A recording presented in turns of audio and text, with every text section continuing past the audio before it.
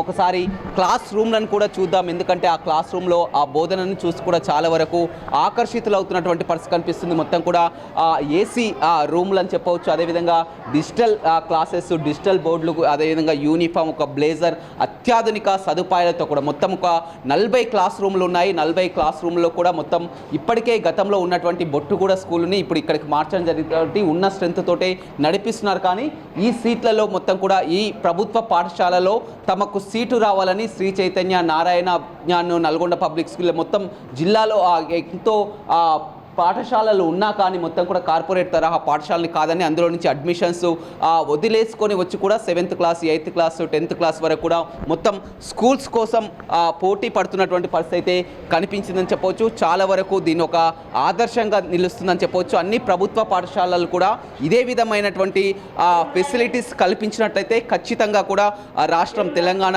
రాష్ట్రంలో కూడా మొత్తం కూడా అనుకున్నది నెరవేరుతుందని చెప్పవచ్చు. ఎందుకంటే చూస్తున్నాం ఎంతో చక్కగా కూడా విద్యార్థుల డ్రెస్సింగ్ కానీ ఆ కార్పొరేట్ తరహాలకు ధీటుగా కూడా ఆ బెంచెస్ కానీ, అదేవిధంగా డిజిటల్ బోర్డ్స్ కానీ, ఏసీ కానీ, ఫెసిలిటీస్ కానీ చాలా వరకు ప్రభుత్వ పాఠశాలలో చూసినట్లయితే చాలా వరకు ఎప్పుడు కూలిపోతుందా అనే విధంగా గతంలో మనం చూడడం జరిగింది. ఇదే బొట్టుగూడ స్కూల్ని కూడా, పాత స్కూల్ని కూడా చూడడం జరిగింది. బాత్రూమ్ కూడా లేనటువంటి పరిస్థితులను కూడా మనం గతంలో దర్శనం ఇచ్చినటువంటి పరిస్థితి అయితే చూడడం జరిగింది. కానీ ఒక హైటెక్, అత్యాధునికంగా ఏర్పాటు చేసినటువంటి నిజంగా కూడా కోమటిరెడ్డి వెంకటరెడ్డి తన కుమారుని పేరు ఏర్పాటు చేసినటువంటి ఈ స్కూల్కి చాలా వరకు తన యొక్క కళ కూడా నెరవేరిందని చెప్పవచ్చు. మొత్తం ఎక్కడ చూసినా కానీ ఎంతో అద్భుతంగా ఉన్నటువంటి అత్యాధునిక హంగులతో ఉన్నటువంటి ఈ పాఠశాలలో సీట్ల కోసం కూడా పోటీ పడుతున్నటువంటి పరిస్థితి కనిపిస్తుంది.